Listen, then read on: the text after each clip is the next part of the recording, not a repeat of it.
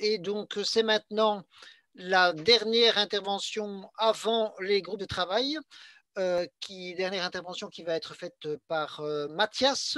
Et je vous demande déjà, parce que le passage dans les groupes de travail, ça n'est pas quelque chose de facile, de déjà réfléchir à quel groupe vous préférez, et éventuellement déjà l'indiquer tous, enfin tous ceux qui savent, dans le chat. Et pour les explications, pour passer techniquement, ce sera après Mathias. Mathias, je ne sais pas si tu as besoin de l'écran ou enfin du Oui, partage d'écran ou pas. on C'est m'entend? donc le moment normalement. Oui, Oui. Non, bah après, non, j'avais pas compris que quand on se mettait sur le carré, on était sur une intervention, mais à la limite, juste pour rebondir un peu sur tout ce qui a été ouais. dit. Peut-être, Bah, moi, comme j'ai oublié de le dire à Emmanuel, mais si tu souhaites qu'on te voit, ben, il suffit que tu démarres la vidéo. ah oui, oui, je peux mettre la vidéo à la Comme ça, on limite, peut. oui. Alors, normalement, là, ça va être activé. Voilà. Donc, du coup, non, pour rebondir un petit peu sur tout ce qui a été dit, là, c'est que je vois qu'il y a quand même pas mal de points qui peuvent se rejoindre un peu sur les questions que je voulais travailler dans le groupe de travail, notamment sur les questions qui ont plus attrait au social, les modèles de gouvernance et autres. Donc, notamment, bah, il y a plusieurs points en fait, qui sont revenus durant la soirée qui peuvent être à discuter. Et notamment, moi, ce que je me disais, c'est que là, au regard de tout ce qui est dit, en fait, moi, ça fait quelques années que je compulse quelques auteurs qui vont un peu dans le sens des idées que je défends bah, pour un futur plutôt techno-progressiste, comme on en avait déjà discuté avec Marc et Didier lors d'une précédente interview, où je vous avais posé des questions un peu sur le transhumanisme et tout ça. Bah, notamment déjà sur le modèle économique, par exemple, bah, on pourrait déjà notamment se baser sur les écrits un peu existants, mais qui ne sont pas forcément transhumanistes. Moi, souvent, je reviens sur les écrits de Richard Wilkinson et Kate Pickett, qui ont travaillé sur le fait que l'égalité, plus un modèle est égalitaire, moins on rencontre des maux socio-économiques, comme par exemple, je sais pas, les grossesses précoces, les violences qui se font dans les quartiers, la ségrégation raciale, ce genre de choses.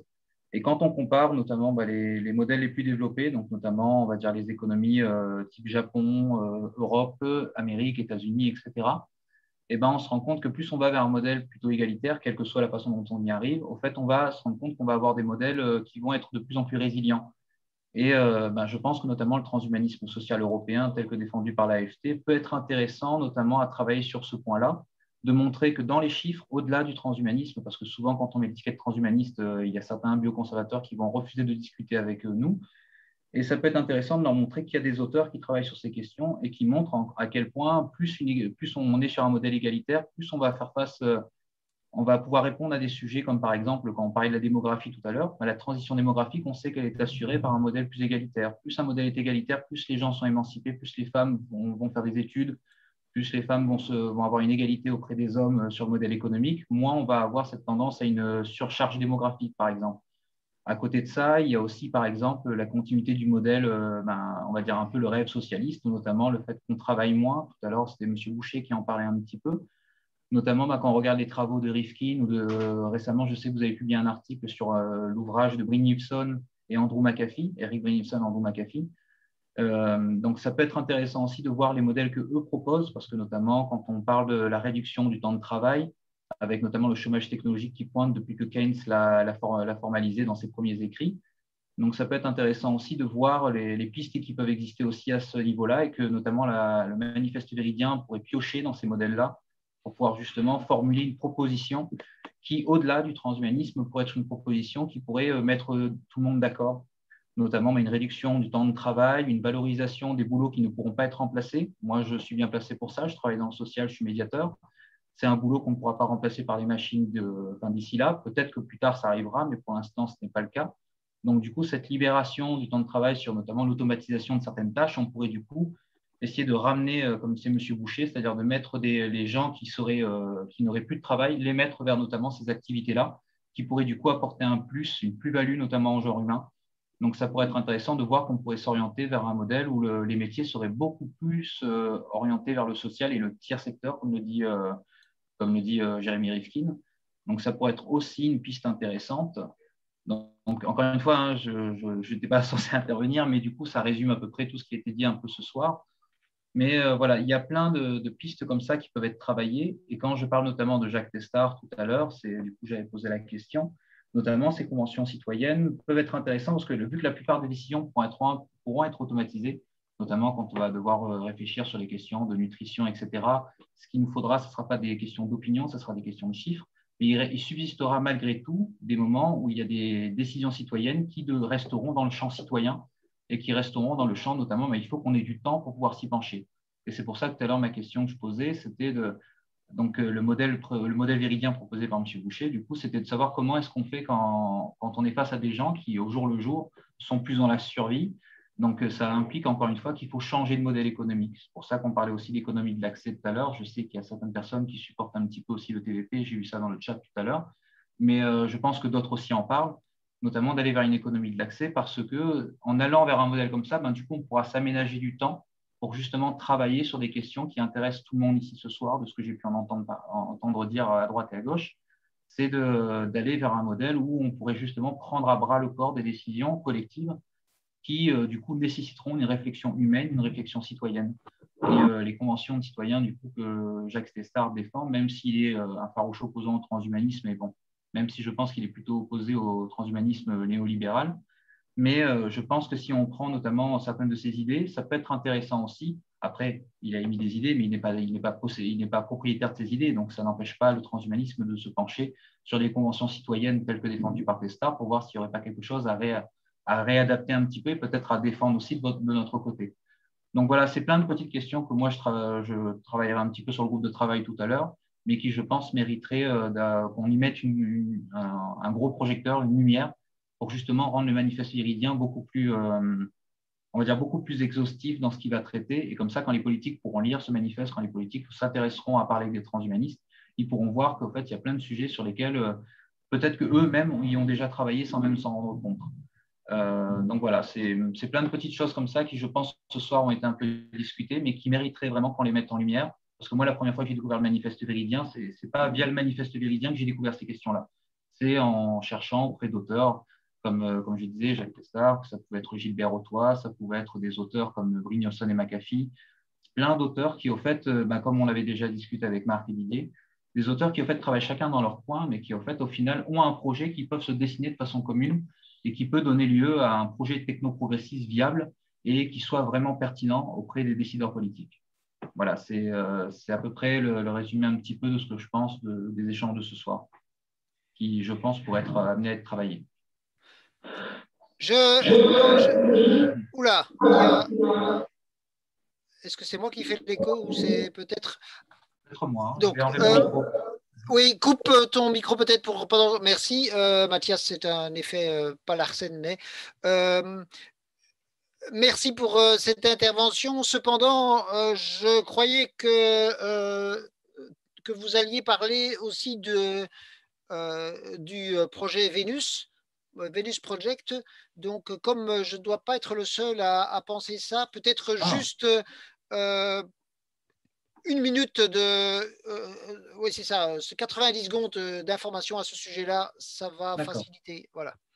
Alors, bon, The Venus Project, du coup, si vous voulez que j'en touche quelques mots, après, je ne suis pas le représentant officiel. Donc, comme je l'ai toujours dit, moi, je travaille pour l'ONG Civilisation 2.0, qui au départ faisait la communication pour le Venus Project, qui est un mouvement qui est né plutôt aux États-Unis, via Jacques Fresco, qui est un ingénieur social, qui aujourd'hui est mort. C'était il y a quelques années déjà, et c'est Roxane Meadows, sa femme, qui a repris un peu ce mouvement-là. Donc, lui, ce qu'il défendait, notamment, c'était le projet d'une économie basée sur les ressources, une économie, on parlait d'économie d'accès depuis tout à l'heure. Moi, beaucoup des idées que j'ai eues, que j'ai formalisées sur ce sujet-là, sont inspirées notamment des travaux de Jacques Fresco. Lui, ce qu'il voyait, c'est notamment que quand on prend la Terre en globalité, quand on prend toutes les nations du monde et quand on voit le problème des ressources, c'est qu'aujourd'hui, on n'a pas vraiment de problème de ressources. Aujourd'hui, on a un problème de redistribution des ressources.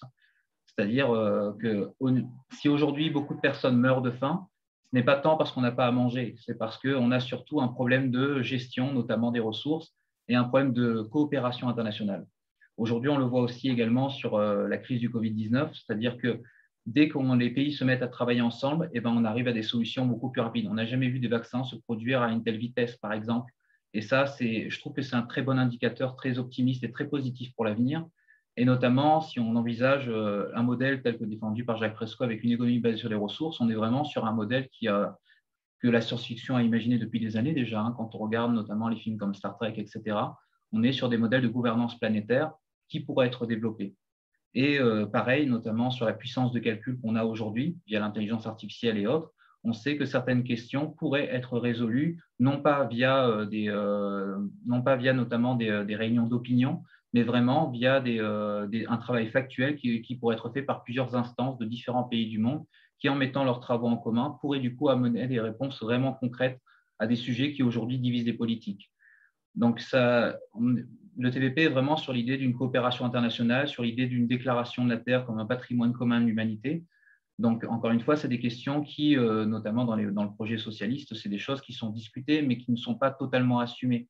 Mais aujourd'hui, je pense que si on pousse notamment ce type de projet-là à leur apothéose, on en arrive assez clairement, notamment à un modèle d'économie basée sur les ressources tel que défendu par Jacques Fresco, même si, comme je l'avais déjà dit avec Didier et Marc, notamment lors de quelques échanges, je trouve qu'il y a quelques faiblesses sur certains points, mais qui du coup, à l'heure d'aujourd'hui, avec les données dont on dispose, on pourrait assez aisément on pourrait les résoudre.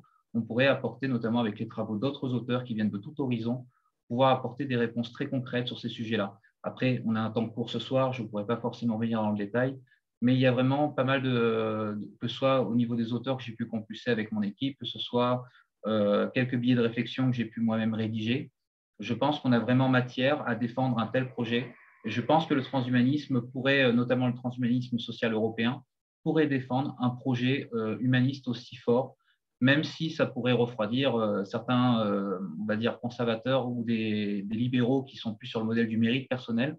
Aujourd'hui, on est à même, avec les moyens techniques dont on dispose et les moyens humains, de pouvoir défendre un modèle qui soit vraiment un modèle de plein accès avec une gouvernance mondiale, avec notamment une redistribution des ressources qui soit vraiment envisagée, et notamment au niveau énergétique. Tout à l'heure, on parlait notamment des différents types de ressources qui existaient. Si on met en commun le monde entier sur les différentes zones géographiques, on peut notamment redistribuer, que ce soit la géothermie, on pourrait travailler plus sur le modèle russe, par exemple, au niveau de la topologie du terrain en Russie, il y a plein de choses avec la géothermie à faire. Au niveau des dom-toms, on pourrait travailler notamment aussi sur l'énergie qu'il y a au niveau des volcans. On pourrait travailler aussi sur le canal qu'il y a au niveau de la mer du Nord, sur les énergies marémotrices. Le nucléaire ne serait pas abandonné non plus parce qu'il y a des choses à faire avec le nucléaire aussi, en attendant d'arriver à la fusion nucléaire, qui là est un modèle qui est plus sur le long terme, qu'on n'y est pas encore. Les modèles sur l'hydrogène, il y a plein de choses à faire. Et si les pays du monde se mettent à travailler en coopération intégrale, il y aurait des choses à faire. Et je pense que le transhumanisme, vu comment il a on va dire des groupes de réflexion qui sont situés un peu partout dans le monde, je pense que ça pourrait devenir une force politique de demain qui pourrait être cohérente et qui pourrait vraiment être une force de proposition pour l'avenir. Et je pense que le TVP rentre en grande partie, même si on avait discuté ensemble qu'il n'est pas réellement transhumaniste, mais plutôt techno-progressiste, sans aller notamment sur le côté de la transformation de l'humain, etc. Ils ne sont pas autant poussés que vous sur cette réflexion-là. Mais je pense qu'il y a des ponts à faire. Il y a notamment un modèle à articuler, à verbaliser pour justement rendre tout ça beaucoup plus concret dans la tête des citoyens qui pourraient se renseigner sur ces sujets-là. Voilà, à peu près pour résumer. Je te remercie, Mathias. Il n'y a pas de question, mais il y a une remarque de Jonathan dans le chat disant qu'un mouvement politique aspirant du projet Vénus, mais aussi du Zeitgeist Mouvement, a vu le jour en 2020 avec un URL que je vous laisse découvrir. Et donc, vous étiez le dernier intervenant. Nous sommes exactement 16. Je me suis laissé dire que 16 divisé par 4, cela faisait 4. Ce qui est quand même le minimum, je trouve, pour un groupe de travail. Donc, normalement, vous allez maintenant avoir